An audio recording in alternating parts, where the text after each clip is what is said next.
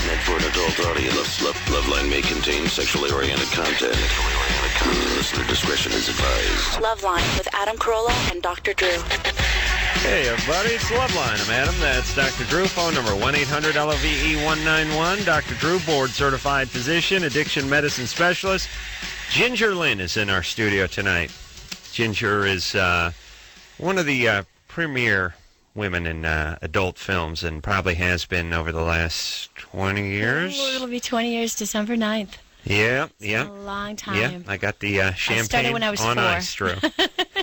It's funny, but not so funny, really, if you think about it. Make it 9. It's more palatable that way. 14. Yeah. Now, Ginger is, well, let's see. I spoke to Ginger. Well, I know, now Ginger's never been on this show, which is a surprise to me, although maybe she has been years ago before I was here. That's correct. So it's been at least 8 or 9 years since Ginger's been here. Yeah. Ginger did some stuff with us on the Man Show, and she dated my old roommate, Ralph, who I just heard she had sex in the bathroom with here, by the way. I had to break it in. I beat off in there a month before that, so I look at it as breaking it in. Took you that long? Does that count? That's right. You were at Burbank with Kevin and Bain. That's Right. Ginger's got her own production company. Now, let's just... let's work from the past to the present. And Ginger, by the way, has always been one of my favorite adult film stars because she's got a natural look and sort of cute.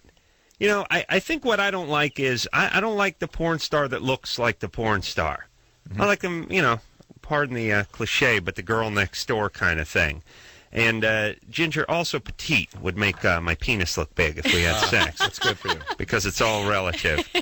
But Ginger, I must have, I was on to her, I think, right when she hit the scene, which would have been in, like, December 83. 1983. And so let's talk. Well, where are you from? And actually, I think I saw E! True Hollywood Story on you. Yes, they did a 2-hour, and I'm not even dead. Yeah. And I'm a porn star, which is unheard of. Yeah, so you're from, let's see, all I remember is your hair was a different color at one time, and you're from somewhere in the Midwest, perhaps? Where our girl next door is from. We're from the Midwest. And you came out here at what age? In Los Angeles. 19. I'm originally from Rockford, Illinois. 19. Yes. And what was the original plan when you came out here? I actually came out to visit my grandfather, who was very ill, and I was going to just stay and help him get better. Right. And I realized once I got here that I loved it, and I never went back home. What got you originally into the adult industry? Start modeling at first? Well, you know, I kind of fell into it. I was actually a troubleshooter for Musicland, which is a subsidiary of Sam Goody. And I thought living in California was going to be free and easy and simple and lots of fun and hanging out at the beach. And it was very, very expensive. And I went from a 2-bedroom, sunken-in living room home in Illinois to a little studio with a pool outside that had rats in it and no water. And I was working 80 hours a week, and I couldn't make ends meet. So I answered an ad in the paper for figure modeling. Well, actually, no, what I did first was I answered an ad to be a dancer at a bachelor party. And I didn't quite think the whole thing through. So I get my little music, and I've got my boombox and my little cassette, and I bring my boyfriend, and I go in, and I hadn't thought about the fact that it would be all men there. Yeah. And I was the only girl. So I walked in, I put the music down, and I looked around, and I got petrified. I ran out the door. I left the music. I left my boyfriend. They beat him up. Really? And so I realized I wasn't really good at doing Seems like they should have killed him, yeah. He was so mad. And then you got into figure modeling. Well, then I went back to the newspaper because I still needed to supplement my income. And the ad said figure models wanted $500 to $5,000 per day. And I thought, well, you know, I do this once in a while. Maybe, you know, even though I'm short, they won't be able to tell if I'm naked. And so I went into the agency, and that day there was a photographer in, and the next day I did test shots for pen tests. Posed for pen test about 2 weeks later, and people kept coming to me and saying, we would like you to do commercial. And I thought commercial meant toothpaste. You know, I was really fresh from Illinois. Kind of like toothpaste, but it gets on your forehead, not in your mouth. Different in your hair. You don't want it in your eye. Yeah. And when I realized what it was, I said, I'm not going to do this. That's not the kind of girl that I am.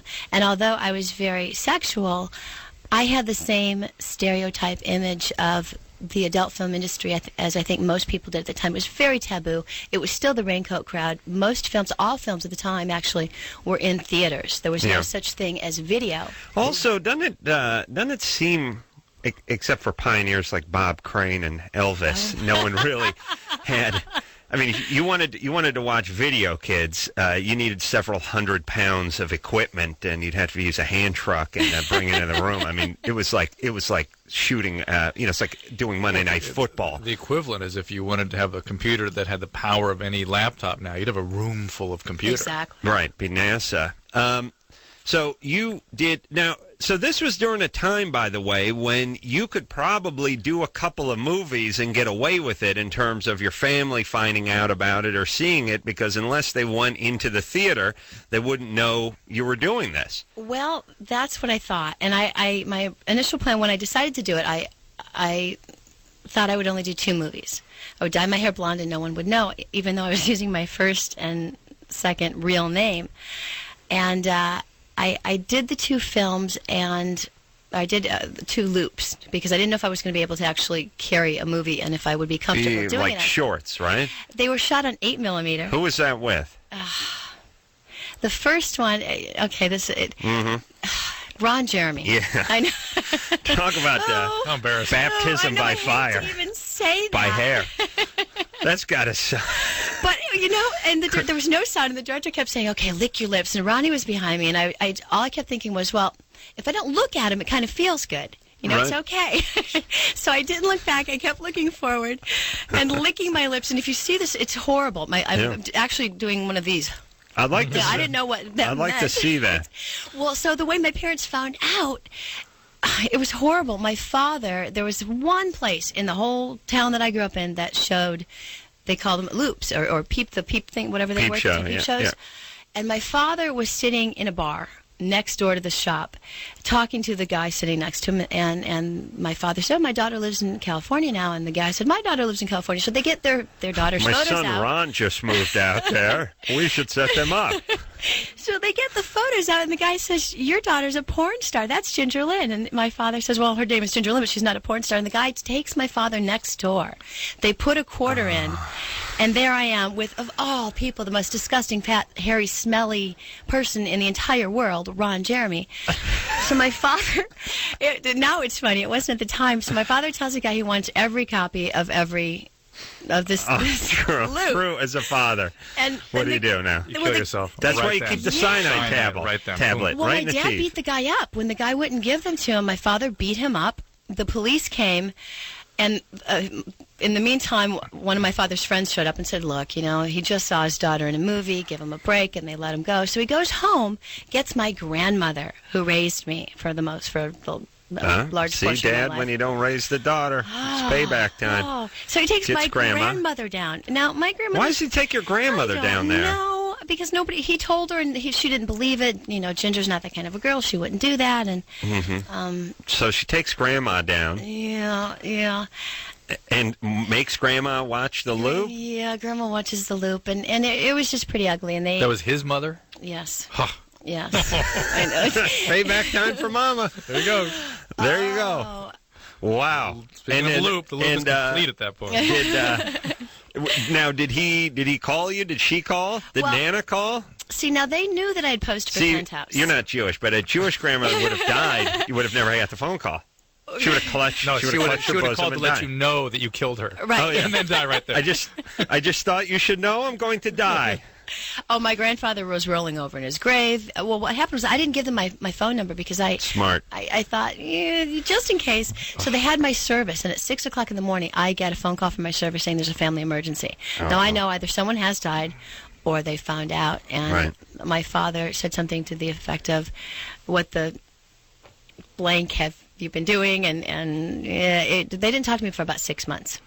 And what made it worse is not only were we not speaking, but then my Penthouse came out. And although I was shot for a centerfold, at that time they didn't allow women in porn to be a centerfold, so they pulled it, put me as a feature, and someone took my Penthouse to my father's office, opened it up. What kind of office? Just fill it out. It's an aviation company. It's a big bit. Guy brought it. Guy brings it. Brings it in, put with a little note on it saying, "Please tell us how you've raised your daughter, so we won't make the same mistakes." Wow. Yeah, it was ugly. It was really. It's like an tough. aviation, like making They pieces produce the parts for the space shuttles and Boeing. He owns the company. No, he works for the company. Okay. Yes, Wow. he's a purchaser. Hold on. Let me talk to Drew for a second. You don't march into the boss's office who owns the company and do a please tell us how you've effed up your daughter note. No, you get your ass fired. Well, no, somebody may have done that to kind of screw with the boss kind of thing. Well, a disgruntled employee of the past kind of thing. Yeah. All right. Wow. People are so confrontational. I would have been like, if I jacked off to it a million times, I would have said, I haven't seen it, Herb. No, I don't know. But I hear she looks great. I mean, she looks like you in her eyes. The eyes. Not the ass, the eyes. No. Oh, my God.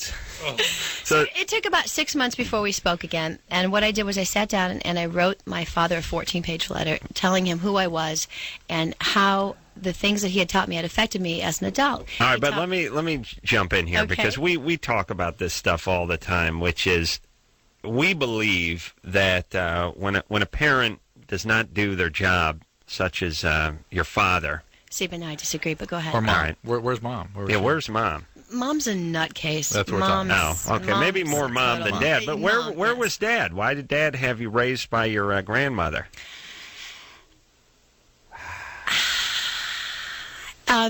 My father used to party a lot. He drank a lot. All right. Now listen. Your dad wasn't the world's greatest dad. He was 17 when I was born. He was not ready to be a parent. Fine. Okay. Didn't want to be a parent. Wasn't ready to be one. Didn't know how to be one. Whatever the excuse is, he wasn't there for you like he should have been. And he did the best he could. Nah, he probably could have done better. Here's the deal. It doesn't actually matter whether he does the best he can. The reality is it's healthy for Ginger to be able to look back and go, yeah, the guy was an F-off, but I can forgive him. He did the best he could, this kind of stuff. But the reality is he was an alcoholic, and it does affect you. That's exactly. all. Well, and not that I'm defending him, but I understand because I am fourth-generation alcoholic. I'm 4 years clean and sober right now. I'm in a recovery program, and so I understand. You've forgiven him. I wasn't. I have a child, and I wasn't the parent I should have been for the first few years because I have a disease. I was sick, and so does he. And exactly, and he's sober many years now. So all right, I'm just saying. Now that you're older, you're wiser, and you're sober, and you can intellectualize this whole thing, you can forgive him. Yes. But when you neglect your young daughter, the consequence can possibly be having the penthouse put on your desk. That's what I'm saying. You're doing what everybody else does, and you're blaming my choices on the way my parents raised me. My parents didn't make the choices. My father, what he did teach me was to believe in myself. Never do anything I don't feel comfortable with. Don't judge people. Those are things that were instilled in me, and I still take those with me today. He didn't tell me to go out and do this, and to make porn. No, and but it's not his. His neglect got you closer to going that direction, I would argue. You think? I do, yes. What do you think? Here's why I think that, because it always seems to be that way. It's a pattern. Yeah. It's attachment problems, which mom gave you, with the biology of addiction. That's a recipe for extreme behaviors. But listen, that I know. All right, but listen, let's not dwell on retribution. But what's for interesting Dad. is that you've integrated all this into an adult sense of who you are. She continued to include adult film in her career and who she is, and doesn't shy away. Well, I have no problem. We're just, we're just digging here. Don't worry about it. Now, speaking of digging, I want to talk about Charlie Sheen for a second, because Drew. That was an interesting segue. Well, Drew told me a crazy story. What I told him was last time you were up here, you didn't use his name, but you told a very painful story about somebody you said you loved very much whose family rejected you, and they were talking about doing plastic surgery and all kinds of stuff. You said that on the air. Yeah. And I called Drew a liar, but is this true? It is true. Charlie is still painful. Charlie's like my first and only true love. Why? I've loved other men, but what's not to love about Charlie Sheen? I don't know. Come on. Well, he's a wonderful, wonderful man, and I just felt exciting. absolutely head over heels in love with him. And we had this this connection and this intensity in a relationship that lasted for many, many years. And But his family when- freaked out over your past? his family, the agents, the attorneys, all of the people who Publicists. who were telling him what Right. decisions to make in his life. Right. Martin was always very kind to me and always very supportive of the relationship, as far as I know. Who was the problem? I Amelia. never heard. No, Amelia was great to me as well. Everyone was always kind to me, but I never felt the warm and fuzzies with Janet, with his mother. I never felt that. And being a mom with a son, I understand. And she never took the time to get to know me, Right. to see that I was more than just the. I mean, I was there for Christmas and holidays and Thanksgiving and all the different dinners. So I was there, but there weren't any real big conversations. All right, but what's the crazy plastic surgery Well, what part? happened was it became very difficult. We had reporters hiding outside in bushes. We had people following us everywhere we went. Even when I went to his home, his mother would come over, knock on the door, and need something. And it was just very, very uncomfortable. And it got to the point where Charlie said, I can't do this anymore. I just can't take the pressure. But I love you so much that I have a plan. And right. you know what? I loved him enough that I almost went along with it. He had arranged for me to have a new identity. I was going to fly to Europe, have complete plastic surgery, change my name, my appearance, everything about me, and then come back as someone else so that we could be together. Wow. And She's going to be Amber Lynn. I would. Another. I would have Another had. foreign girl. The only reason I didn't Yeah. do it was my grandmother. I couldn't bear the thought of never seeing my grandmother again. Oh, Wow. he was going to. What, you were going to have died or something? Yes. Oh my goodness. Yes, we were going to fake my death. Wow. I haven't thinking even about thought doing that, in too. So long. It would have been great, like the guy worked with your dad going, Herb, there's a chick that kind of looks like your daughter's doing more porn. Thought you'd like to see that. I wasn't actually doing porn at the time. I stopped for 14 years. Oh, yeah. 14 years. So 14 That's years. way too long. Porn has missed you so much. From when to when was that you stopped? February 11th, 1986 to March of 1999. So you got back in after you got into recovery. Yes. No, that's when I hit my bottom on my first film. That was the name of it, That's actually. when, Was yeah. just out of curiosity, Jesus, was Charlie That's using wrong. when you guys were concocting this plan? We both were. Yeah. Yeah. Seems like at least smoking a little pot. You know what? At the time, it seemed like a really good plan. I was It so still sounds in good. love. It still Adam may sounds take good. this idea. It was- He may go with it. I was going to do. I was this close. Listen, not since Eddie and the Cruisers has someone successfully faked their death. No one does it anymore. I think it's a great plan. Plus, porn stars are killing themselves left and right. You get some blonde hooker, you stuff her in a pink Corvette, shove her off Mulholland, then you go to bad. France. Easy. Yeah. All right. Well, let. But I we didn't gotta- do it. I didn't go through. We got to take some calls, but Ginger's not here just to comb through the wreckage of her past. She wants to talk about the future. But She's it's got so new. therapeutic. I'm going to feel so much better when I leave now. Good. She's got a. I'll tell you what we'll do. Let's take a call. Yeah. And then we'll come back and we'll tell you all about Ginger's new productions and production company and all that stuff. Ashley, Yeah. you're 21. Yeah. What's up? I was wondering how you guys felt about augmentation.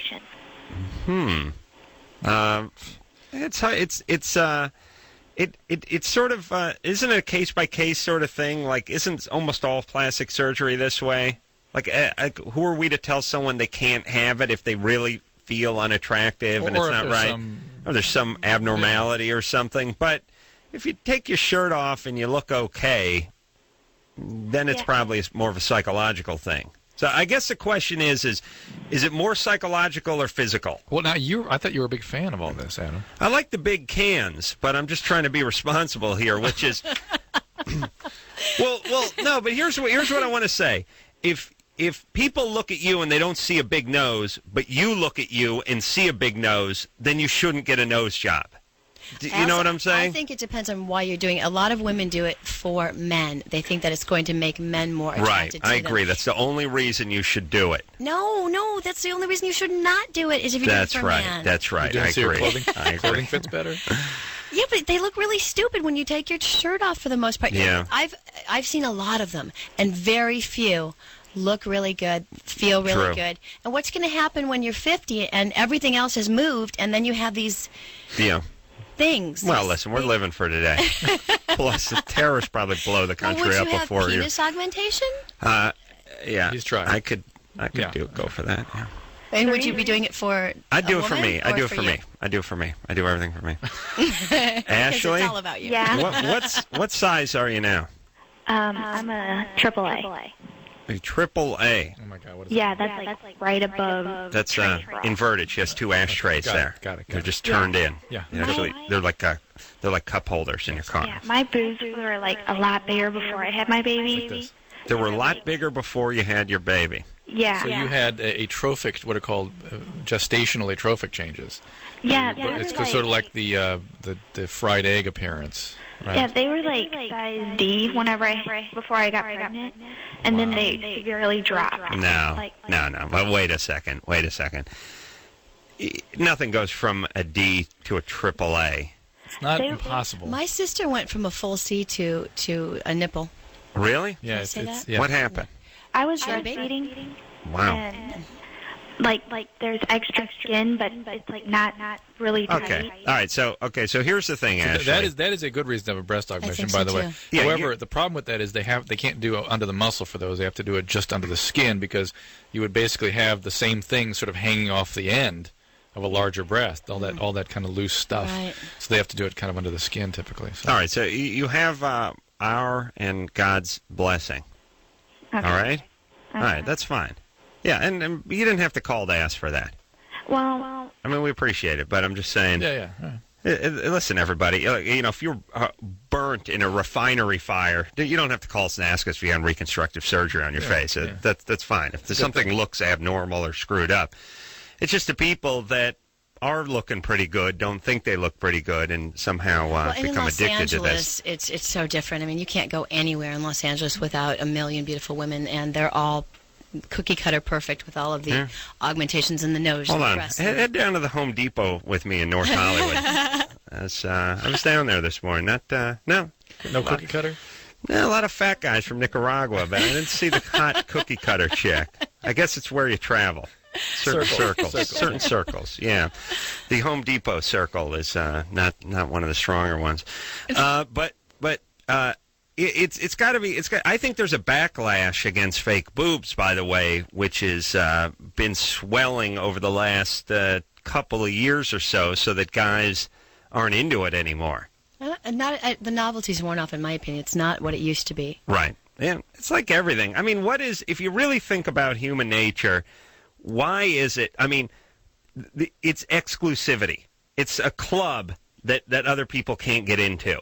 And if the door swings open and everyone can get into the club, then you're being not in the so club ain't interested. no big deal anymore. It's Right. time to go find a new club. And then whether, you want to drive you lust after a car that other people can't afford or can't drive or can't maintain. Everybody wants the house, whatever it is. When you go to the airport, you want to go to the you want to go to the captain's club and sit up above Right. all the schmucks that are sleeping on a bench down below and have your cappuccino. It's like you want that, and the day they open the door and let everyone in, you want to go somewhere else. And the door's been open to the fake boob club for too long. And I say it's time we go open our own club. Yes, Drew? The Natural Club. That's right. Ginger Lynn is our guest tonight. She is, it says here, won more awards than any other female porn star, by the way, and I believe it. And definitely one of the best looking and most natural ones over the years. True, yes? Yes. Yes. All right, we'll take a quick break. We'll be right back.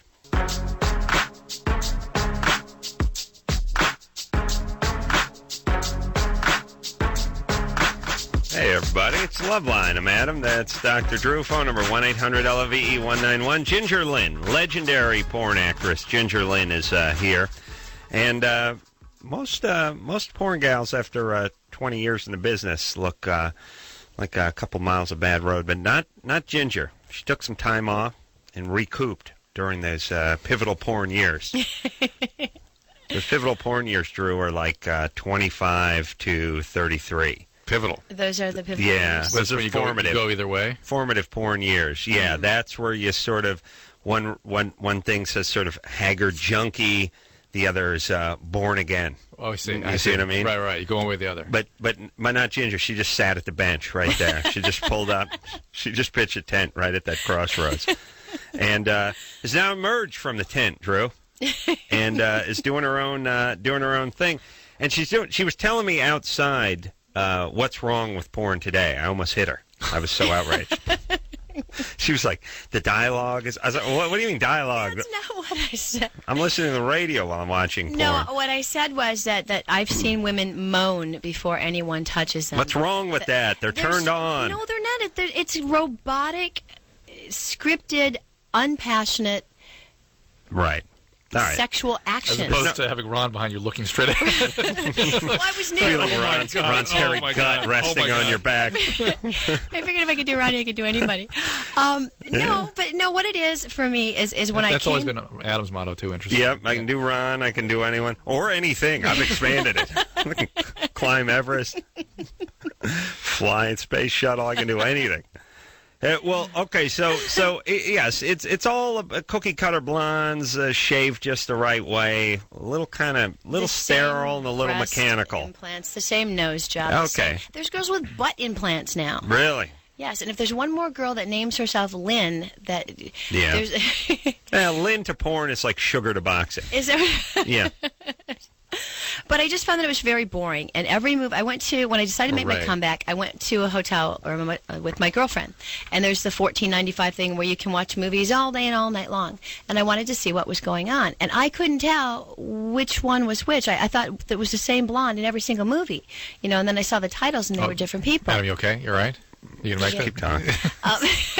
And I'm fine. And every scene Well, that's why I stick with the positions. circus-sized big jug movies, because that eliminates the cookie cutter Well, there syndrome. you go. Mm-hmm. There you go. Yep, there I go. And it was very boring for me. I want real people having real sex. You want That's what passion. turns me. I want passion. Okay, so now what did you do to change this? Well, I came back and made, so far in the last, since 1999, I've made 5 films. And I recently decided that there's a point in time where I've been in front of the camera for a long time, and if I want to bow out gracefully, the next natural place for me to go is behind the camera. And so I decided to do my own productions. And in order to find people that weren't programmed and weren't doing the porn deal, I was going to have to get amateurs. So I started a website, gingerpicks.com, P-I-C-K-S, and people go to the site. I started by telling people on the road. I do a little talk show and when I'm done dancing. And schools, synagogues, things like that, taking your message out. The elderly centers. Elderly centers, wherever you have a captive crowd, prisons. She does them all. Right, so you go on the road and you tell, because you want fresh. You don't. I want fresh, I want young, I want real. Yeah, like I can't stand to see another set of shaved nuts. These guys with the shaved down balls and the G-string up the G-string tan line. I don't mind seeing them shaved. I don't like the finished product. I don't like seeing a guy with a G-string tan line and shaved nuts. Okay, but if you're down there, you would appreciate that. I do not want to floss while I'm licking your package. Oh, listen, honey, a little floss before you gargle couldn't hurt. Yeah, Drew. High five. Yeah, thanks, buddy. Knew you get on board with that. Drew rarely high fives. One more time, buddy. Oh, hey. Now a jumping one. Oh, hey, give me some change. Yeah. Woo, Drew. Drew's not normally a high fiver. All right, but he agreed with the gargle. All right, so yeah, you don't want a bunch of hair down there. Okay, I'm down with that. But what's that thong back tan line do I for think you? That's faggy. That's very faggoty. Drew, no. I'm just thinking how manly she would sort of experience your tush. Yeah, that could be a deal breaker. Yeah. So what I did was I wanted men and women. So you can go to the site, you post your photo, and then people vote on you. They give you a score of 1 to 10. And then there's the behind. What is your nude photo? Whatever you want. All right. Anything that you want. All right. And then the idea is that every 6 weeks we'll take the top 10 men and the top 10 women, fly them to Los Angeles, and you will come to my home, and we will give whatever your fantasy is. If I can help you make it come true, I will. So if you're a guy who wants 3 women, I will set you up to do that. But the problem and my solution for that is every guy wants 3 women. Can you handle it? Most of them, no. So I give you time alone, watch what you're doing, and if and when there's a problem, I will come in and teach you what to do. Let's say... but now, is the camera rolling during this whole time? Absolutely. So you're breaking down the fourth wall, as we say in the theater. You're walking out from behind the camera. Exactly. Okay. And let's say that a guy wants to have anal sex. Oh, is that okay to say that? Yeah. Okay. You can probably do it. Okay. Drew. I have. Oh, wow, Drew. Pulling the trigger. I can barely keep up with him. So let's say that the guy wants to, the girl has, she wants to, but he hasn't. And I'm watching, and I see that he hasn't done any prep work, and it's not going to be pretty, and it's not going to feel good for him or her. So I can, what kind of prep work's involved with anal sex? Tongue, finger, you mean lube, getting it ready, making the transition smooth, positioning so that you're comfortable, letting the guy know that the girl needs to make the moves, that you need to just kind of hang for a while and let her move on to it if you don't know what you're doing. Right. So I would go in and either strap one on and show you how, or help you put yours where it needs to go properly. Yes. Strap one on and... Well, and I had two instances where the man couldn't finish the scene, and you get 1 hour. And then later what we'll do is starting Friday, the clips will be up from the shoot we just finished, and you get to vote on the clips of who you think the hottest people are, and then we'll have our contract. This is going to be on Fox, isn't it? Really, this is what it's starting to sound like, isn't it? And then they do the whole juniors competition. Now that's 12 to 14s. Their parents are in the audience. They're crying during the anal. I'm so proud. Ron's judging. Well, now, okay, so hold on. A couple of things. I know, it's nice to have the amateur vibe. Right. Especially with the chicks. But for guys, you got to perform, right? Oh, my goodness. So I had, out of the 10 guys, all but 2 were troopers. They were little studs. They were amazing. And if they did have a problem, sometimes it would be that the girl wasn't... And the girl's not their girlfriend. No. She's just a contest winner. Shows up there. She's a contest winner. I did have 2 couples that won. And do you have to sort of pair people up and have them agree to, or they just sort of open for it when they get out there? No, I mean, if you got there and said, I despise this person. I had a girl who was supposed to be in a scene with somebody else, with another woman, who decided that she wanted me or was not going to do it. So I accommodated her. And out came the strap-on? Drew! Yeah. Wow. Drew scraped his knuckles on the ceiling on that one. Wow. But sometimes, again, back to the porn stars of today, if you notice, a lot of them, their lipstick never gets messed up. Yeah. And in between shots, they're grooming and fluffing and flipping. And they're primping. Yeah, preening. Exactly. And so a lot of times, if I were a guy, that would I'd lose my excitement there. Yeah. So I helped the girls to learn how to be right there with the person. Forget the cameras, forget that I'm there, forget everybody else is there, and be there for the guy. So if the guy wasn't able to do it, sometimes I found that it was because the girl wasn't paying enough attention or as involved. So I would go in and actually help her. So now what, do you release these on video? Yes. And people can go buy them. Well, they'll be out in December. All right. And my favorite part of this is not only did we do the individual scenes, but because I had so many amateurs and I didn't know which men were going to be performing or able to perform or not, we decided that the first night would be a kind of a get-to-know-each-other night. Aww. And so we played games. We had, I don't know what words I can say. Pin the strap on the donkey. We played musical chairs without the music, and it was kind of like bobbing for apples without the apples. So all of the men are sitting in a circle. Yeah. The women come in, and you get 3 minutes to do your deal on each man's member. Right. The man is blindfolded. Yeah. Then the woman has to keep her head down, and the guy holds up fingers of what her score is. And then I say switch, and you go to the next guy. So you go around the circle. Wow. So each guy has a girl do that for 3 minutes. Drew, this sounds healthy, doesn't it? It was so much fun. No, and then it was great. The girl that did the best job, she won $2,500. The guy that did the best munching won $500. Oh, you did it with the... We did it both ways. And that's where I faked the injury. I got to know who was good and who was not and who was going to have problems. And so the next day I could film accordingly. Yeah. I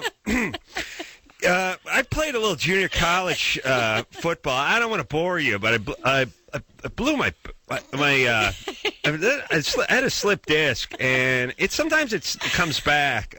So I'm gonna take a steam. Okay, during the box munching competition. Hey, I wish I could be out there with you guys. Man, do I envy you guys. We did everything. We taught them how to groom. We had a scene where all of the girls I have this big, huge bathtub, and they all sat around the tub, and I taught them how to. I shaved a couple of them. It's like finishing school for sluts. Exactly. And there's nothing wrong with being a slut. No. Drew! Jeez, you caught me off guard with that one. You're Drew, so quiet. crazy. He's just high-fiving. He's crazy with the talking. high fives. He's like Harpo. He doesn't talk. It's all physical stuff with this guy. All right, Are you okay, Drew? No, I'm fine. His hands. He's got that carpal tunnel syndrome from all the high fiving he's giving. Calm down, buddy. If you'd like to, we're doing another one in 6 weeks. I'll swing by with my Gallagher slicker on and my jar of Nivea, and I'll just sit. You won't even know I'm there. I have a doctor that actually came to the set to prescribe Viagra for the men that might need it, and he was volunteering if somebody wasn't able to perform to Dr. be Bruce? blindfolded. Oh, Marcel. That'd be Dr. Marcel. Right? And I thought, well, how cool is that? My limo driver, he was picking girls up at the airport, and he's like, Oh, well, my if you God. need another guy, I'll jump in. And Well, I had so many volunteers. It was just really beautiful. I'll tell you, a lot of people say that the spirit of giving and chivalry is dead in this country. I think Ginger begs to differ. They really should have saved this for Christmas time. It's coming. spirited. It's coming out somewhere around there. No, but I mean the whole experience. All right. Now listen, we got to take a call. I could talk porn all night long. Oh, I'm pressing the wrong button here. Jason. Hi. You're 17. Yes, I am. You want to marry your 17-year-old girlfriend? Actually, no. It's I want to know when it is appropriate age to get. What's an married. appropriate age? 30. 30. 30. 28, 30. Because I was just wondering. I'm Dr. Drew. You actually inspired me to become a psychologist, and I'm on track right now to get my ID. And I just wanted to know, like, in my plan. Aren't you in high school now? Yeah, but I'm already studying for it right now. Well, just get into the best college you can. What college you going you to? You really shouldn't even be focusing in. You should be getting as liberal an education as you can as you go to graduate school. What college you going to go to? Adam, you're not going to like this one. It's actually a Christian-based school. I don't mind that. Oh, okay. And where is it? It's in Azusa. Oh, is it? Azusa Pacific? Azusa Pacific. Yeah. So just go to the best school you can. Christian Okoye went there. Yeah. The Nigerian Nightmare. He's a running back in the NFL. Okay. Yeah, all right, go there and learn about God and psychology, although it's going to be hard to be good at both. Yeah. Actually, there's some institutions that are able to sort of manage those two things together. But listen, just you're going to go through so many changes, both in terms of your development and in terms of the things that you have to focus on with your career path. I mean, there's thousands of hours of clinical you have to put in. It's not time to try to set up a family. Don't get especially if you want to be a doctor, don't get married. Yeah, Okay. Take your time. You give it some time. Your time. And here's the thing, everybody. Ginger will back me up on this because she's been engaged 10 times. She told us off the air. Actually, 11. She got engaged during the last break. To you? I heard. To Yeah, you? someone just called in. He was nice. You can't. The idea is you want to keep. I know that feeling when you're 17. You want to plan. You want to plan. It's like you can't just. You can enjoy each other, but you want to look down the road. Like, oh, we're going to go to Hawaii. We're going to start our own windsurfing company. There's that. I think some of that fine, is, but don't worry about the marriage at 17. Some of that is a life preserver mentality where you're just transitioning out of your family of origin and you're grabbing onto something else while you're floating free in the sea of your new society, your new self in society. Getting very cathartic for Drew. Oh, Drew, even the dig he's high-fiving now. All about you, Adam. Yeah, and you do, when you're young, you want to wrap the person up. Speaking of like wrap. you want to put them in Tupperware. I mean, you don't want them to go. You know what I mean? Yeah, that's right. It's a life preserver. You cling to it. All right, let's take a break. I had 2 calls tonight, Adam. Ginger, Poor Ginger, Ginger's you're compelling. like dissecting her She's like compelling. A, all your talk, all your weird dad bashing and stuff at the top of the show, freaking the guest out. Are you going to call me mommy later? Yes. No, because I play your mom. That's right. And we have a film coming out together. Oh, it's too much. Oh. Yes, I'm in one of her productions. Oh my God. Seriously. Oh Yeah, my God. you bang us Uranus 5. I was no. Ron Jeremy gave it to me in the ass. All right.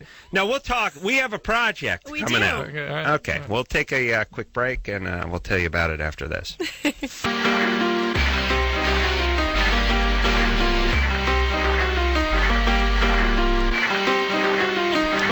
everybody. It's Loveline. I'm Adam. That's Dr. Drew. Phone number, 1-800-LOVE-191. Yeah, buddy. Oh!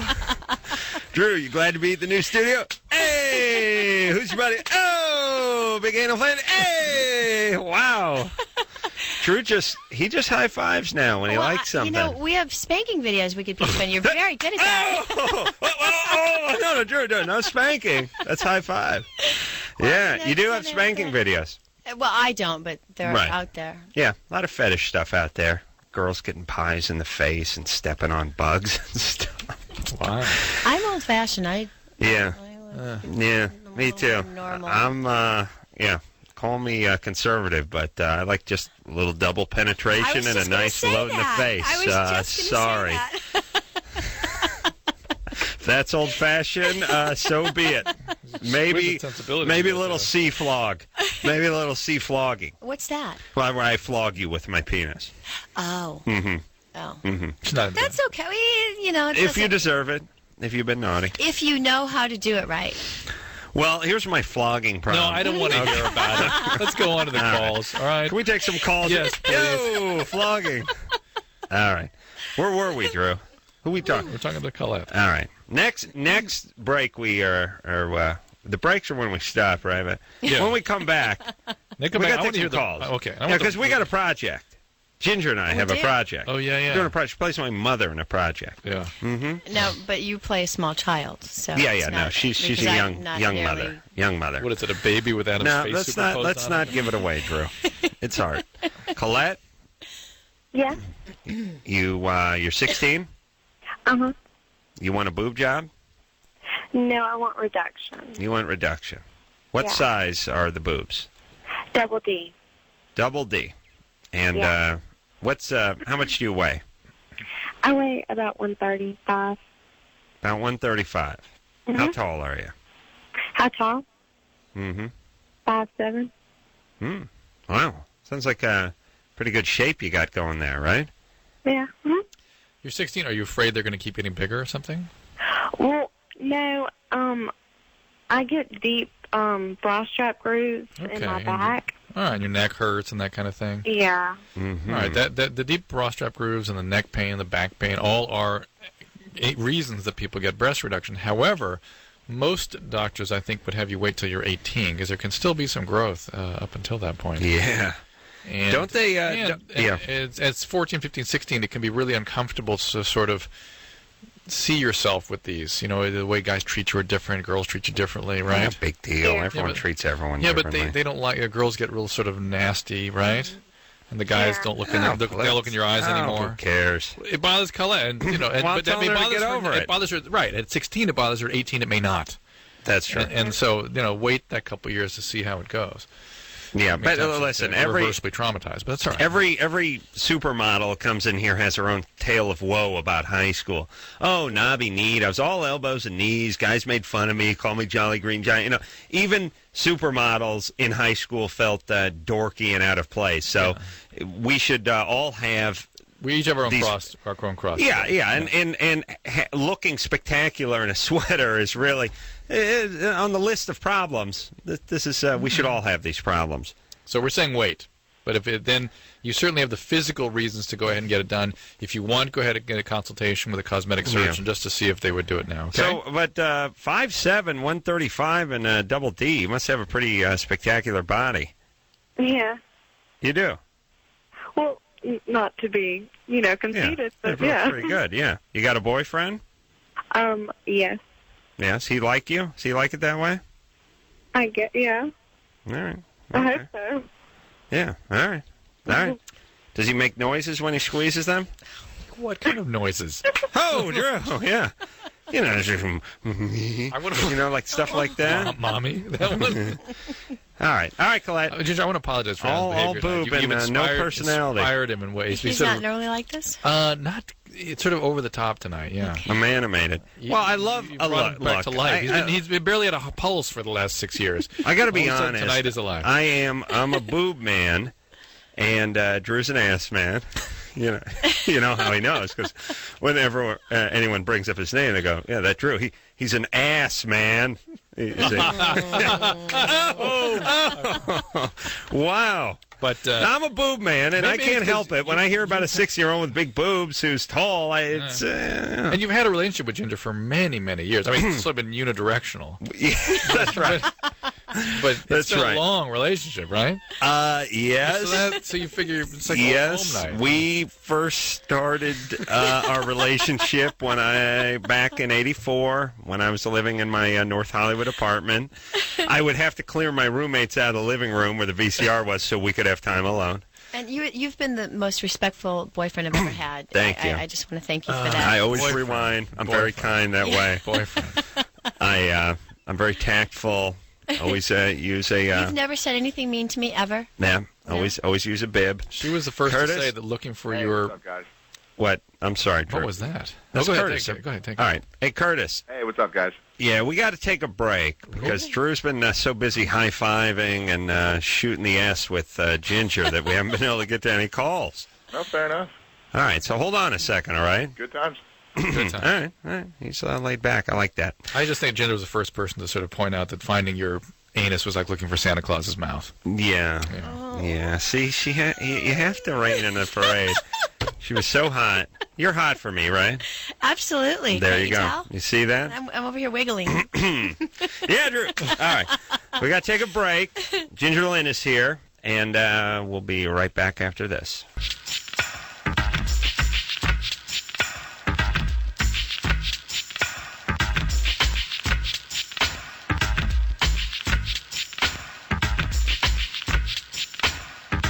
Hey, everybody. It's Loveline. I'm Adam. That's Dr. Drew. Phone number 1-800-LOVE-191. Ginger Lynn is in here tonight, a legend of adult films, and she is doing her own thing now. She wants a little more intimacy, a little more reality in these things. And tired of the primping and the well, she likes to shave balls, but she doesn't need the thong-back tan line on the dudes. And I'm with her on that. And if you want to find out about what she's doing, you can go to www.gingerpicks.com. And who knows? You may be the next star. One day, maybe your father will be sitting at a bar when he's dragged into the porno Penny Annie place next door, and you go in and, yeah. Actually, we did have a bad experience on the set. You did? We had a woman who...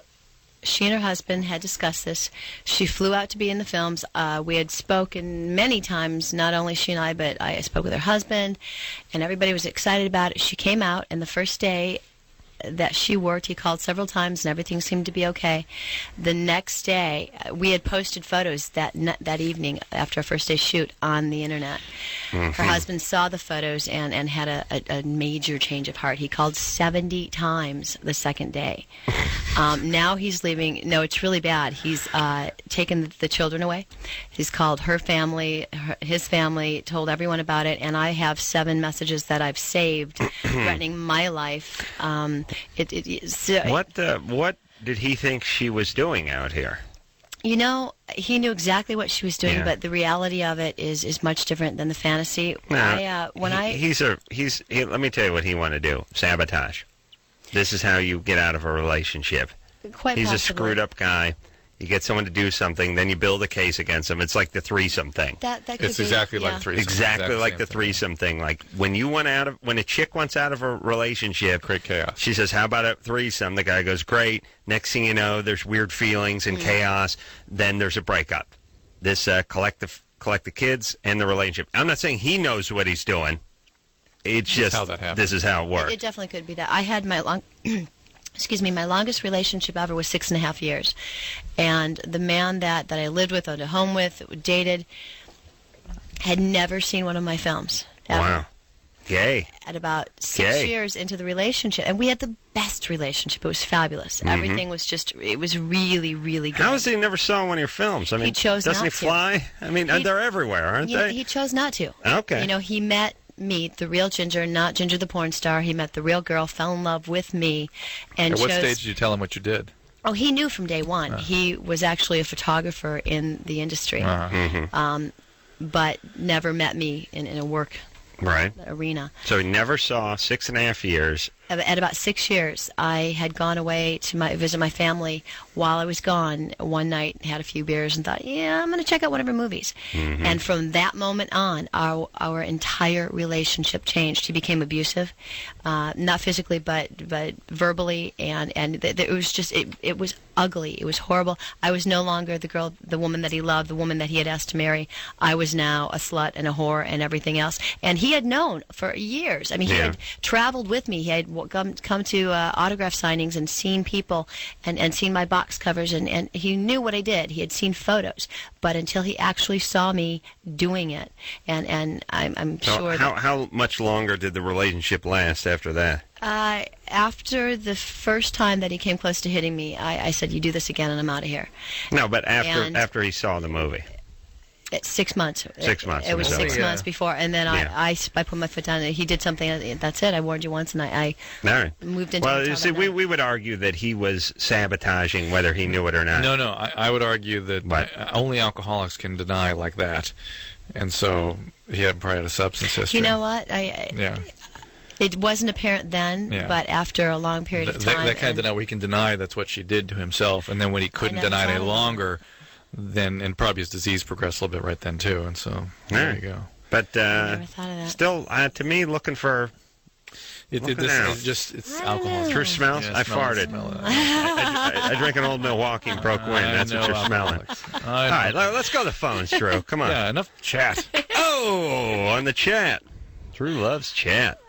Curtis. Hey, what's up, guys? All right, you're 25. Yep. What's going on? Getting married next year. Been with my fiance for about 5 or 6 years. Just graduated college. Great. And it was actually a real college, not one of those junior colleges. Mm-hmm. Xavier University? What's that? You're calling from Cincinnati? Actually, it was UK. UK. All right. Graduated from the University of Kentucky. We're going to get married, then we're going to move. My big question is we found that the polyurethane condoms are the best for us. Uh-huh. And we're just a basic question. I've read the boxes and things like that, just wondering how reliable they are. Now, we are also using, she uses orthotricycline, so we try to be careful with that and everything. But just well, she's on birth control pills, so just that takes your chance of pregnancy down to 1 in several thousand. You know, 1 in many, many thousand. I mean, it's just you zero. guys have been together for so long. Why are you using condoms? She's on the pill. Well, just because basically it's not really worth the risk to us. There is essentially no risk. Well, I know, but the thing, I mean, to us, honestly, we're really just trying to start our careers. And you're talking about pregnancy or talking about STD? It's pregnancy. I know, but listen.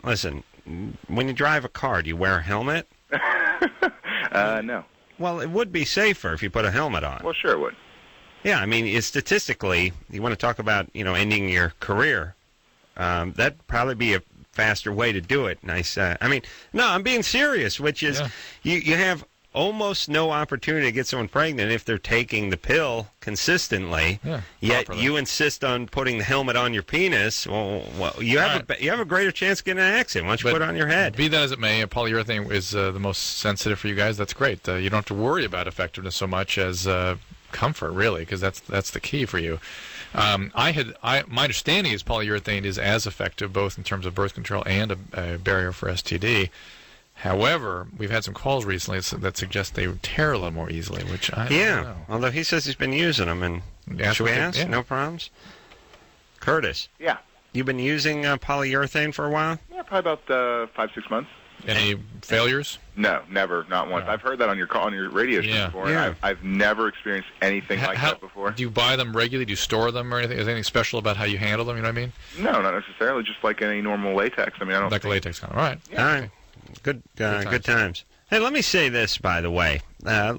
You know how I want everyone to speed up and drive faster? Yeah. And get somewhere faster in this godforsaken town of ours. Move your ass policy? You know what we do in this society? We do a little too much of you can never be too safe, you can never be too safe, you can never be too safe. Mm-hmm. And this is all we're at. It's like your 85-year-old white-haired grandma, take the shoes off. Take the orthopedic shoes off. We got to check them at the airport. We got you can't be too.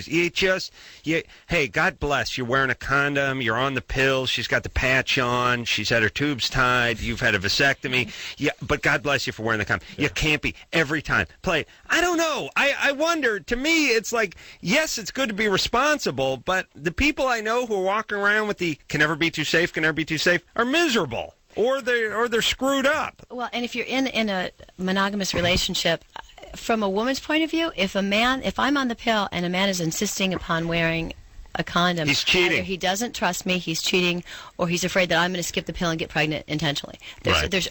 Why would you use condoms? They take away the pleasure of part of it for me. Yeah. And if I'm in a monogamous relationship with you, I don't want you using one. If I'm on the pill, there's something funny going on there from a woman's point of view. Yeah. All right. And I don't think Curtis was the kind of guy who got around and strayed, but I just mean in general. I think all we do is ever applaud anybody who, the speed limit's 35, I drive at 30. God bless you. God bless you. Again, God bless you. is... Put 15 child seats in the car and stuff the kid in the back seat and tape him with a bubble wrap. God, no, you're doing it. That's great. That's fantastic. We don't assess. We Just don't stop assess it. the reality of what Yes, assess the danger and make your move accordingly. But assess the behaviors, too. It's like, huh? You're doing this and this and... Right. And what else going on here? I'll bet... if he called 1,000 radio shows and said, my girlfriend's on the pill, we're engaged, we're going to get married, and we've been together for 5 years, we're monogamous, but I still put a condom on each time we make love. It would have been like, oh, hey, you know what? God bless you. You're doing no. I wish more people. No, screw you. You're pussy. Something's wrong with you. And this society, and here's the problem: society's now imposing this put a condom on thing on me. It's on everybody. Everybody's we can't do anything anymore. We can't move anymore because there's we got to play it safe. Got to play it safe. Cannot try. No, you can't. No, put that glass down. You get a Dixie cup. You got to drink your beer out of a Dixie cup. No, because you may hit somebody or you may eat it or you may. Yeah, okay. Stop. Really? I'll tell you. All right, we're going to the phones, but I went to Europe last summer. It's great. You're an adult in Europe. You get to be an adult. You want to walk outside with a glass? You get to walk outside with a glass. Here, you got to keep swapping stuff. Like you're holding a glass, buddy. We're gonna into the paper cup. Yeah, we took some paper and we made it into a funnel like a magician. Go ahead and drink out of the funnel, would you? Yeah, you're 38 years old. What am I going to do? Eat the glass? Break it over my head? You get to be an adult in other countries, and I say you don't get to be an adult here, and I blame the lawyers. I blame the goddamn lawyers for suing everyone's ass off, so now we can't do anything. Well, you will give those lawyers and those fat cats a message. When I run, you're elected. And I'm elected to the governorship of California, I will send a message. No, a vote for me. Will be a message. We'll be sending a message to the fat cats in Washington. And Sacramento. We will live in a society where seatbelts are optional. Adam needs only $3,500 and 60 signatures. We got at least 8 signatures right here. Everyone will be running by the pool with glass in their hands. No glass by the pool. Oh, God, it's just a whole nation of whining pussies. But if something bad happens to you, it's your fault. Don't sue everyone, you big pussies. Cowardly, spineless lawyers. You're all out on your ass when I'm in. Trial Lawyers Association. Big sack of pussies. Gina? Yeah. Let me tell you something, too. Screw Gina. I'm glad she couldn't talk. Let me tell you. When I'm in charge, Drew, you get one lawsuit every 11 years. Use it wisely. These a-holes have sued 14 different casinos because they fell in the lobby of, they tripped in the elevator. You're getting put to death. Here's it. You show me someone who's had 13 lawsuits in the last 10 years. I'll show you someone who needs a bullet in their goddamn head. How have we magically made it through our whole lives without ever suing anybody? Do you really? If I see a pattern established in anyone, they're going down. And if I see that lawsuit pattern, you're going down. You get one every 11 years. Use it wisely. You could use it on something frivolous. But then you could get burned horribly at Disneyland. Like some hydraulic hose bust and Goofy smoking, and you just turn into a human torch. Sorry, you sued McDonald's 9 months early. I'm sure you'll get nothing for this. Yep. Yeah. One every 11 years. That's fine. And Drew, we'll for you who have never sued anybody and you're 43 years old, you got 4 now. I just take them, just do it retroactively. Oh, nice. Yeah, you've built it up like you do vacation time. Except for we don't get that here. Gina? Yeah. What's up? Well, first of all, I love you guys. Y'all are so brutally honest, but it's hilarious. So. Thanks. My husband is able to do something I don't think is normal. Mm-hmm. He can, when he's got a hard on, he can make his penis pop like a knuckle. Mm-hmm. That is the Carolla move. Can do it. Yeah. Can do it. Adam can do that. Is it normal? Well, it's not. Well, Takes a certain breed of cat. There's no doubt about it. certain skill. It's pretty. Yeah. There's it's a an elite, ligament. elite fraternity is what it is. There's a ligament that holds the penis up, basically, and it can crack just like any other ligament. And it's kind of difficult to do. Not all guys can do it, but it doesn't mean there's anything wrong with him. You haven't broken him. Well, he first did it to shock me, and it's just been, he does it now just to make me laugh. But he's not hurting anything? Beauty of guys. No. What do you He's not think? going to go crooked later on in life? No. No. No. Adam, how did you discover you could do this? My uncle was molested when I was on. How dare you, Drew? I told you. Do you really do that? Yeah. Why do you do that? Why do I fart? It's comedy. Well, you need to. That's a Yeah, but I don't release. need to pump my arm. You know what I'm saying? Like you're pulling down the horn from the diesel truck. Yeah, I don't need that. I don't do that BJ and the Bear move that I do, and I certainly don't have to lift my leg and throw my ass to one side. So it's a guy thing. It's a guy thing. Okay. Here's where let's ask Gina about her husband. But you do it in the morning, I think. Gina, Yeah. Does he do this in the morning? No, he just... Some guys whenever do he it all the gets- time. Yeah. Whenever he has an erection. Right. He does it to shock me or whatever. Yeah. No, Guys love doing that. Does he have to have the erection for some time before he can crack it? Honestly, to tell you the truth, I don't know. I haven't... There's no question All right, about I the skill. should never. It's my fault for trying to talk the listeners of this show. I blame How you. many times? How long is it going to take before I learn my lesson? Not that. Yeah. It's just always nothing. So it's how'd that happen? I want to see somebody do that, though. There's Well, very few there's things a I can man say. in this room that can do it. Will you show me? I have to have an erection for like 8 hours. You mean That's morning wood. I gotta have morning wood, and I gotta be honest. I have not done it in many years too. But I'll see. I'll call you tomorrow morning when I get up. I'll hold the phone down. I'll see if I can get something going. To me, here's how it works. You need to.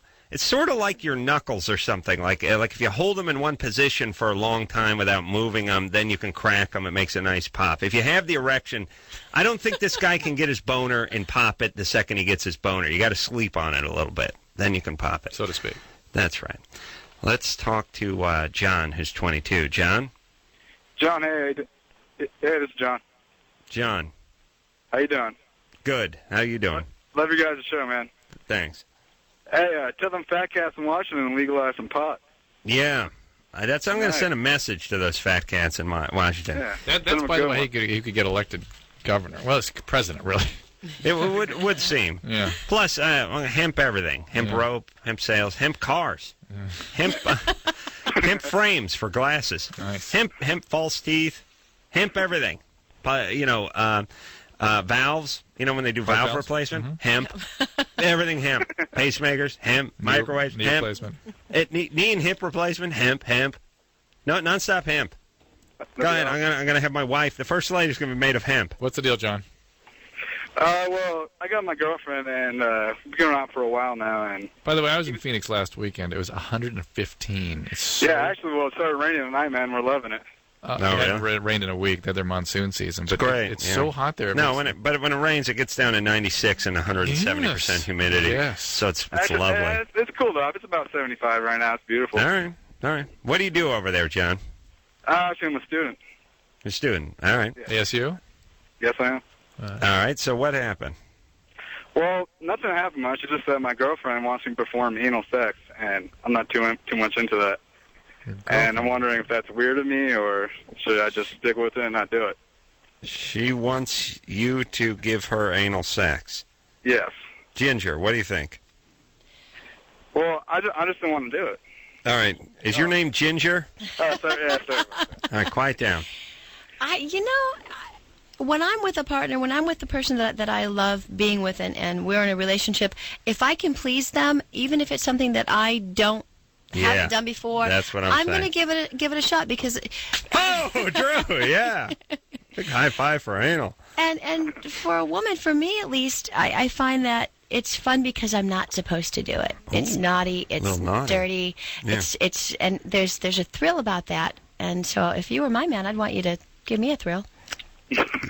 Yeah, how about it, John? You can't rally for a little anal? I mean, I guess I'd try it, man. It just doesn't sound too appealing to me. Are you afraid that it might be like actual dirty? That you're going to get messy? I guess that too. Yeah, I mean, that's one. But I enjoy doing, having normal sex, and He likes the real thing. Yeah. There's nothing wrong with that. No. It sort of means that A, you really enjoy sex. B, you're 22 years old. You're supposed to be really enjoying sex. I mean, no need to experiment or get too far off of the beaten path. And then third, so to speak, you like women. You're not interested in the I have no thrill degradation thing. You don't like the anal. The thrill stuff is like zero. Whipped cream and whips but and you stuff. always talked about naughty and thrill and stuff, and she sort of Ginger articulated it kind of clearly. Yeah. And I thought, no, not true. It doesn't work for you. No. No. And you've talked about. Remember, I sort of trying to get my head around it, understand it. Well, that's why. You mean for me, or why people are attracted to thrill? I mean, sex is thrill, and then they put thrill on thrill. But I've said, for instance, why are guys so into anal sex? And you went, because it's naughty and dirty, and Ginger add thrill to that, and I think that's right. And remember, I still have trouble understanding why guys push on that one. You know what I'm saying? Right. And I'm just realizing it's just because I got none of that. Zero. Yeah. Zero. I don't have much of that either. You got some, though, because you sort of immediately went there. What do you mean? I understand it. Yeah, I can't even understand it. All right, it just makes me smarter than you. Doesn't mean I like anal. I think you got a little of the thrill stuff going. No, I don't. I mean, sexually? Oh, please. How dare you? No? I'm boring. How dare you attack me by calling me an innovative lover? No. I'm boring as hell. Because it can be passionate and not into thrill. See what I'm saying? Yeah. Yeah, no, I'm not Those into... are two different things. I'm not into the butt love too much. I'm not talking about that per se, but people do lots of things for thrill. They try different things, different places. Well, I mean, like, in my younger day, I'd a little rough trade. That's what I'm talking about. A little handful of hair and a little slap on the ass. A little bit of that. Drew, you don't make me bring up your past. Whoa! Drew, yeah. I'm feeling very abnormal here because I like all the naughty stuff. Yeah, well, you're naughty. I do. Yeah. But see, I need the thrill. I want the thrill. Right. That's yeah, you got that. Is that what it is? Yeah, that's the alcoholic gene. Yeah. Thrill-seeking gene. Having an alcoholic gene makes me sexually... No, it makes you need thrill in order to... It's actually not fully worked out yet, but definitely people that have the alcoholic gene are much more gratified by thrill than the average person. So we're better lovers. Yeah. Oh, yeah. But listen, crazy's a better lover. You're not better lovers, you're better sexers. But You know what I mean? Like that. Definitely, if you're doing a one night stand, you definitely want it to be with a thrill seeker. You know what? When I think about it that way, when I'm in love with someone, the thrill is not as important. It's not as important, and I am much more of a missionary right there. Right. I want you to look at me. I want it right here in my face. Right. If it's a one-night stand, I want you behind me. I want it naughty, and I don't want you to talk unless it's something. Whoa, Drew! No, so it's if I love you, I want that intimacy and that warmth and that passion. And if you think about as your disease went through, probably you had more of that thrill-seeking type stuff going on at some point, whereas the disease was more active. All right, I'm more. Now that I'm well, that's sober, the other thing. That when people are sober, they start trying to use that same mechanism by means other than drugs. Well, it's like people get sober. They get sober and they start skydiving. Right. They do. Yeah, they do. Because they need the thrill. They start gambling. They start skydiving. They start shoplifting. They start. Really? Yeah. Oh, so now I was afraid when I got sober that sex wouldn't be fun anymore. I thought that I was sexually uninhibited most of the time because I was under the influence of something. And I discovered just the opposite. It's better now. I want it more, and I want to do more wild things. Yeah. All right. So we'll drink. And give you the anal, right, Drew? Let's take a break. Ginger Lynn is here. I'm going to try to crack my penis during the break. Drew, I'm going to need your help, buddy. As a doctor. Of course, of course. I need I'm there for you. The gentle yet knowing hand, steady, firm hand of a doctor to crack my crank. We'll take a quick break. We'll be right back.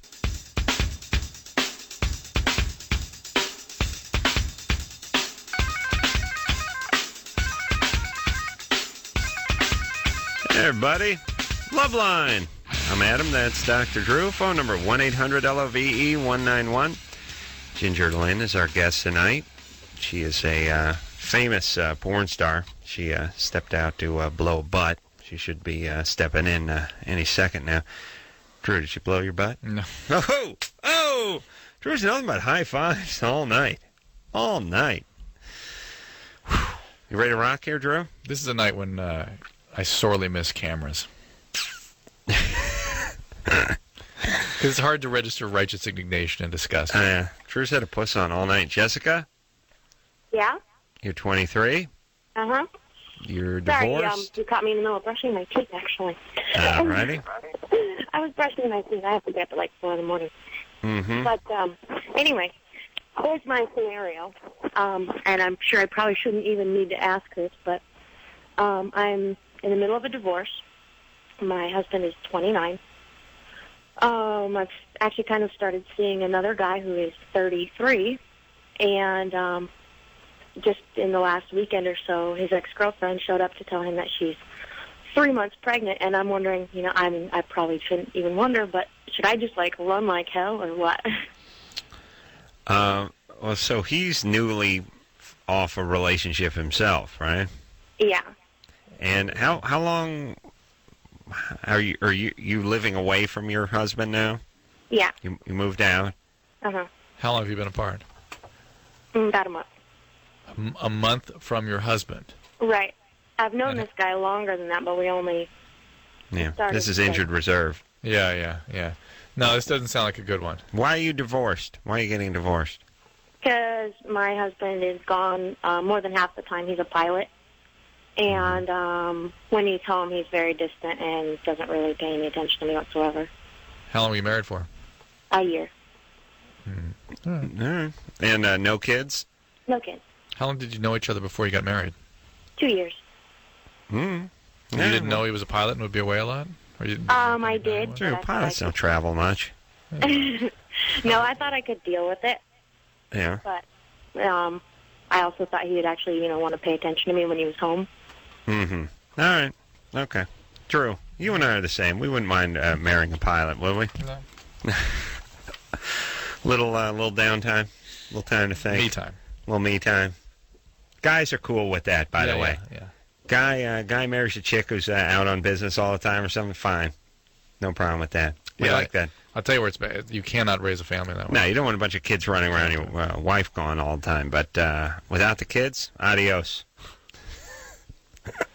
Every time my wife wants to go somewhere, I'm like, yeah. No. What? 3 days? That doesn't. You can't see Vegas in 3 days. 3 months, maybe. Come on. Yeah, okay, listen. Just, hey, if you get on a roll, just, maybe just want to stay around. That's all I'm saying. All right. Nothing wrong with that. Guys, we like being left alone.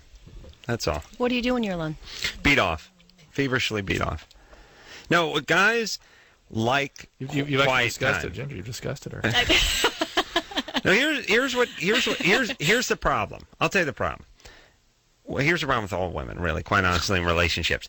There is a certain pressure to being in a relationship for a guy.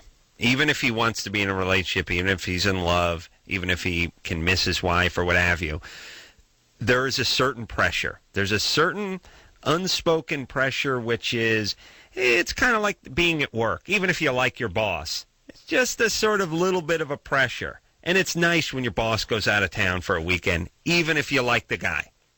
Now, what if you're not married, but you're living with the girl? Is it the same pressure? Yes. Really? Any long-term relationship with a woman, especially when you're living together, married or otherwise, there's a certain element of pressure. Well, and when they leave, the pressure sort of relieved a little bit. Makes humans want to be alone and to sort of be wandering. That's sort of the biological effect of testosterone. Then I must have a lot of testosterone. Maybe.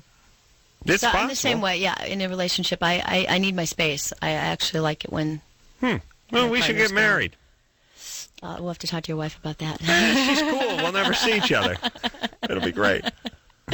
I'm going to spend the night at Ginger's place. Yeah, I'm sure that'll go over really well. Come on, baby. We've been together, I mean, sort of symbolically for a long time. What if she and I run off for a while? Yeah, that's cool. Okay. Again, just leave me alone. That's all I want. Get a couple wives. That's what I'm going to do. I'm going to be a polygamist. I want 15 wives and send them all on vacation. No pressure. No. Mike? Yeah? You're 15? Mike? Yeah? Yeah. Let me give this observation about polygamists. Oh. Either super rich or super poor. Yeah. Not middle class. Either you got a harem. I mean, you have 15 wives and you're crapping into a gold or pewter toilet, or you have 15 wives and you're just living in the same hillbilly trailer in Utah. Yeah. You know, no middle class polygamists. One of the things interesting about humans is that the very rich and the very poor, behaviorally and from a mental health standpoint, have much more in common than with the middle. Yeah, it's interesting. Yeah. Yeah. It's like dressing. Super rich guys will dress flashy, and super poor guys will dress flashy, and in between guys, I'll just wear Levi's and T-shirts. Mike? Yep. You're 15? Yeah. You have a question for Ginger? Mm-hmm. All right. What is it? Ginger? Yes. Hey, doll. Hi. I was wondering if you're going to keep making movies, and if so, for how long, and are you ever going to star in any more of them or just produce? I'm starring in a feature film for VCA next month, and right now I'm still involved in my productions in front of the camera. Eventually, within the next year, I will no longer be in front of the camera. That's too bad. Yeah. You're 15. Mike, can I just ask you, can you beat off to any of the other 15,000 movies she's made? I've only made 74. Yeah. 74 movies. In 20 years, no, girls do that in a month these days. My sister did it in a week, first week. Do you watch my movies? I've seen some of them. I get some from friends. Yeah. You go out and buy those things. I don't like this bootlegging or this piracy. Okay. All right. Listen, it's amazing. A gent with such a velvety tongue as Mike over there, who's able to woo the women with his finely crafted sentences. It's amazing that this guy has to watch pornography. You would think he would just open his mouth like Cyrano de Bergerac, and the women would fall to his feet. If you want to watch them at 15, and you watch some of the films made by the women a few years ago, you're actually going to pick up some techniques and some ways to please your women. It's amazing how many men don't know how to please a woman. On the other hand, they also pick up a sense of how, sort of, as you said, it's so staged. Most of these films these days, they have a realistic expectation of how men and women are going to respond. Exactly. All right, we have a porn connoisseur on the line. Was he still there? Oh, wait a minute. Try it again. Try 7. No. Try 8. He might be on 8. Well, how could he be on 8 so fast? Why would he be on 8? John? Yeah, what's up, guys? See? Drew, why is he on 8? I think they had him on 8 in the first place. No, They just okay. put it up to 7. I see. No, I think my cell phone just disconnected or something. I'm going through a weird area. This is John from System of a Down, by the way, who's quite a porn connoisseur who gave me Taboo 2, by the way, and I think he wants to call to give Ginger her props on Taboo 4. Definitely. Definitely. The only one I can't find on DVD, too. I've been looking for it forever. Taboo 4? But, yeah, I grew up with you, and I'm very happy about it. You're the best. Thank you. You're welcome. He wants you to give him away at his wedding. It's coming up in March. Yeah. I'll wear a suit. Or I could wear a wedding gown. I have several of them. I'll give you away in a wedding gown. What? Okay, cool. So what is your favorite? What's your favorite Ginger memory, John? I don't think I could really discuss that right now, actually. There's a lot of great scenes, let's put it that way. Yeah. And I've actually compiled a few of them on one of my tapes. Yeah, and on his belly. And, John, couple of questions. Go for it. What's going on with System of a Down? When you guys coming back on the show and all that stuff? Well, we'll come on the show whenever you want because, you know, we love doing it.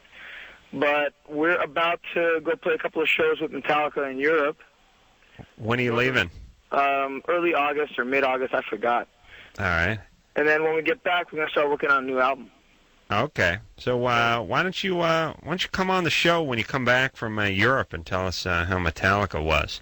For sure, I I've will. seen one of their videos. And have you seen System of a Down videos? No, I'm in a Metallica video though. Oh, you're in one. Yes.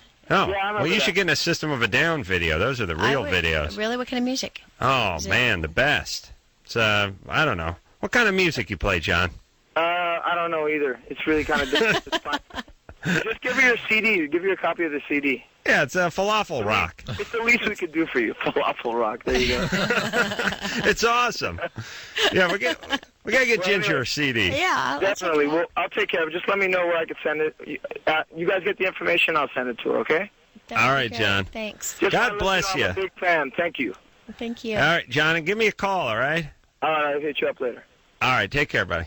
Bye. All right, that's John from System of a Down. Actually, we kid, but some of the best videos out there. Yeah. Actually, They're hugely popular. yeah, they're a little, they're for the kids. They're for the kids. Am I too old for them? Yeah. Hmm. I mean, that doesn't make you old. It just means System of a Down. And, that's New music. 20-year-olds. Is it hard? Yeah, got a Okay. little edge to it. Yeah. You can bang your head. What's wrong with that? I'm an AC/DC, Led Zeppelin, Aerosmith. I'm an Yeah, old you're rock and classic roll fan. rock. I'm classic rock. You go down the hall. Arrow is down there. Hey, you know what I don't go for, though? Alternative, but I like the good old. I was listening to Arrow. Arrow's the classic rock station down the hall. I heard the Romantics, What I Like About You, on that goddamn station a couple weeks ago. I was pissed. Yeah. I was like, this is not classic rock. It's new wave. This is new wave. Come on, bust out some Bob Seger, for Christ's sake. All right. Where were we, Drew? What's going on? You can take a break. All right. You know what I realized? High five. Yeah. Now, I want to go out for some Armenian food with them? System of a It's Down. been a year and a half or so. It's been a long time. We got to get together. It's time. So here's what I realized. Ginger was talking about a project that we worked on together, and this is why this is the worst radio show in the country. We teased us doing a project an hour ago and never talked about it. And you realize when I announce we're going to talk about something when we come back from the break, we rarely talk about it. Oh, yeah. I think we need a producer. Why do you do that? Yeah, I don't know. I got to blame someone other than me, though. Well, you so got to I'm remember, going to say Drew or producer I Rand. brought it up. Right. When we got back from the break, and you went, yeah. Oh, yeah. Then we went on to something else. I got fired up. But You have to make little notes. I have a radio show now on ksxradio.com on Mondays. Yeah. And one of the Post-its? things my producer keeps telling me is when you pick your topic, you have to stay there. You need to just stick with it. And I tend to go all over the place. Yeah. Because I only have an hour and I get sidetracked. Yeah, so we do a little of I that have to have notes too. right in front of me, otherwise I veer off. You know what's funny, Ginger, is ironically your note about the sidetracking notes is sidetracking me in this story. What's the movie? What's the project you guys are working on? Go ahead, Ginger. It's called Save Virgil, and in my Oh, yeah. opinion, Yeah. it's a cross between South Park and Space Jam. Right. And I play a woman who has I play an ex-porn star who has a biker boyfriend who gets knocked up and has a baby. And as I give birth, I discover that my child is not normal. He's actually a cartoon character. So Virgil is my son, and you are That's right. technically Virgil. I play Virgil. And you're just so bad. Yeah, You're I'm a bad child. horrible child. And we worked on a couple of years ago, but with animation, everything takes a long time, and I think they're going to finish it and come out with it very soon. The director, Brad Abelson, called yesterday and said that it was finally finished, and Brad Abelson is a Simpsons Yes. guy. He's an animator for the Simpsons. We have one of when he was in the studio visiting you, he did this thing of the Simpsons for us. We framed it and put it in our house. Yeah, he cranks it out. Yeah. Oh, yeah. He's good. He's really amazing. talented. He's So a really nice guy. that'll come out at some point. I'm not sure where, and I'm not sure how. And when it does, he'll tell me, and I'll tell you people. And you can see Ginger and I acting together at last. Oh, my God. Not what I had in mind when I was beating off in 1984. Well, Virgil does that in the film a lot, too. I know, but if someone would have told me you are going to do a film with her, I would have been like, yeah. 20 years later, I'm playing a miniature animated Viking. All right. We'll take a quick break. We'll be right back.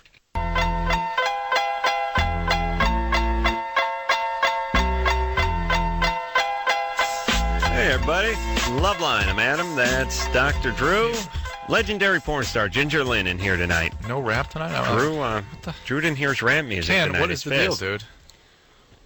Ken, that's you back at Westwood One? Drew can't bust his rhyme. You're screwing his flow, bro. I was in the hizzy for chizzy tonight. That's right. Ginger Lynn is here. If you want to find out anything about Ginger's got new projects going on, and just go to www.gingerpicks.com. You can find out all about it. Well, one thing producer Ann found out from Ginger during the break is she used to own tarantulas. And anyone who's been listening to the show knows I found a tarantula 2 days ago. I captured it. South American tarantula, we think. The leaping venomous tarantula. I put it in a bucket and I put it in my garage. I put a little water in there. It came back to life. And it's doing pretty good now. It's moving around pretty good. Can't figure out what to feed it. Crickets. Now, yeah, okay. That we know. But that involves a trip to the cricket store, and I'm not willing to go that far for this tarantula. We also heard frozen mice. No. Frozen mice, they're huge. Yeah. What I did tonight is I gave it some thought. And I thought, what is the universal food that all animals, all children like it, and dogs Pizza. like it? Dog biscuits. Pizza. No, peanut butter. Oh. Peanut butter. All animals like peanut. Peanut butter is the new bait of choice for like mouse traps and stuff like that. I gave it some peanut butter. How'd it do? And it's dead. I don't know. I threw it in there before I left tonight. It could be dead. Could be the size of a VW. Have you petted or touched it or done anything with it? No, I've not touched it yet. No, this is the not piece done I'm that. waiting for is when he shows it to his wife. Well, this is what back should to I do? My weird thrill You thing. had tarantulas. Well, I'm definitely allergic to bees and tarantulas and anything that has that type of a venom. I have about 4 minutes before my esophagus closes up. So You carry a pen? You carry an EpiPen? So I thought, well, if I get a couple tarantulas, I'll get over that fear. So It's like Billy Jack taking the snake and having it bite him 1,000 times. Yeah. So, Timely reference for our listeners. The movie that came out in 1973. First one I loved. It was Lolita. I loved her because tarantulas, the female, after they mate, will kill and eat the male. Mm-hmm. And so I just thought Lolita was kind of a good name. And was it a brown one? She was red. This was back when you could still get the red ones. She was beautiful. What do you get now? I don't know. I got a black one. I haven't had one in a while. But I could pat her. You better. They've got the little, like, crazy 8-shaped thing. And on the back side, if you had a little pet her tushy, she would wiggle, and she liked it a lot. She was very cool. Yeah. And would you let her crawl around on you? No. She's allergic to the venom. No, I wasn't that brave. But you reach down and pet him. I would pat her, yes. And she was cool with fine. that. Yes. Seems like anything that's got fur on it likes to be pet, even if it's a spider.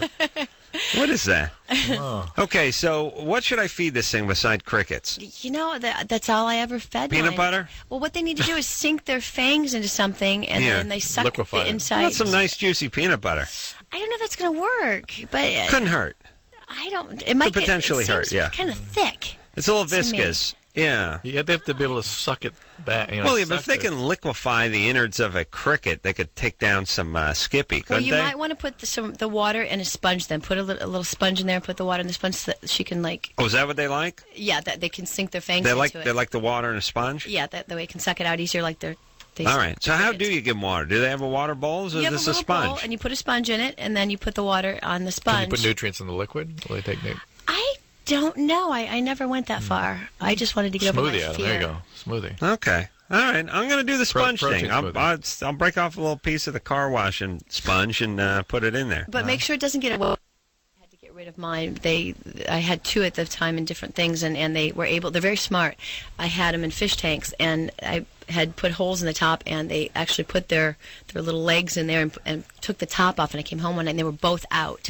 Oh. And it took me 2 days. I was going to move. That was it. Yeah. Yeah. Okay, I'm allergic. I'm getting over my fear. Now I'm moving. Okay, so wait a second. Now, I'm going to call your wife right now. how do they get up the side of the aquarium? It's glass, right? In the side glass? They're plexiglass. Plexiglass, but it can crawl up the side. Absolutely. Yes, they can. Oh, Adam, good times. Oh, yes. Absolutely. Oh. Yeah. And the way I found them was I had cats, and they were actually, both of them, they kind of hung out together once I got out, which I was surprised, but they hung on the cord of a lamp, and the cats were batting at them, so that's how I found them and got rid of them. Yeah. Did you sleep at night there, knowing that they were somewhere? No, not when they were loose. No. Good girl. And but, after a while, you know what they do? It's really freaky. They will shed their skin, and you'll wake up one morning, and there'll be 2 of them. Yeah, I heard and that about was back that. when I was dating Charlie, and Charlie used to play tricks on Emilio all the time, and he took the carcass, put it in his car. Oh, no, I would sue. I would sue. It was hilarious. So this thing was able to climb. It can't go up the plexiglass to the side of the aquarium. Why can't a spider climb up a bit? No, they're too heavy. Spider-Man. Tarantula can't go up the side. Yes, they can. Spider-Man. No. I've had this thing in a bucket for 3 days now. It hasn't had. She keeps trying to get up the side. I can't do it. Don't they have like suction? Spiders have that. No. 1 minute for a call. You want to do it? No. Okay. Screw them. I don't like those callers. All right, okay. Let's talk to masturbate by grinding on a pillow.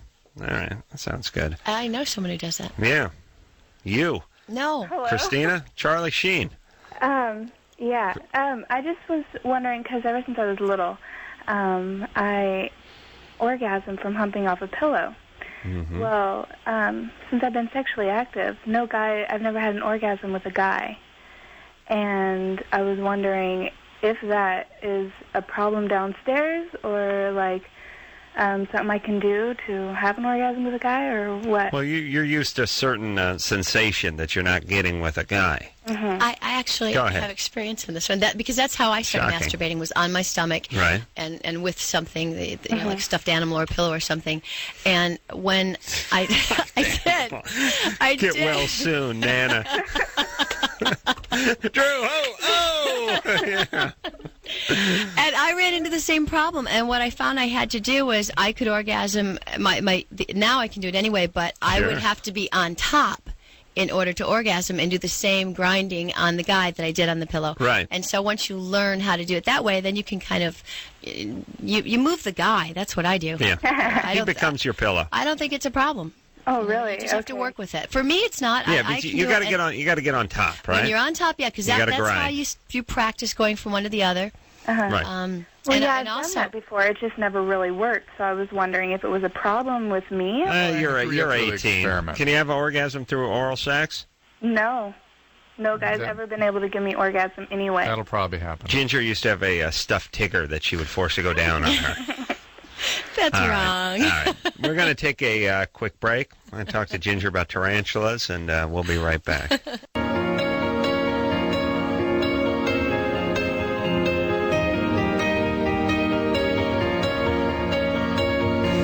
Hey, it's Loveline. Ginger Lynn is here. And that's the end of the show. Took 3.5 calls a night. Drew was so busy high-fiving and cracking his penis, rap. I couldn't get to anybody. No rap, but I want to thank Ginger Lynn for coming in here and tell you once again, you can go to www.gingerpicks.com, and that Picks is CKS. Ginger, you were a delight. Thank you. A breath of fresh air in a dreary studio.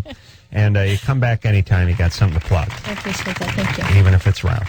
So, until next time, this is Adam Carolla for Dr. Drew saying mahalo. This has been Loveline. The opinions expressed on this show are not necessarily those of the staff, management, sponsors, or this station. The producer for Loveline is Ann Ingold. Loveline is a presentation of Westwood One Entertainment.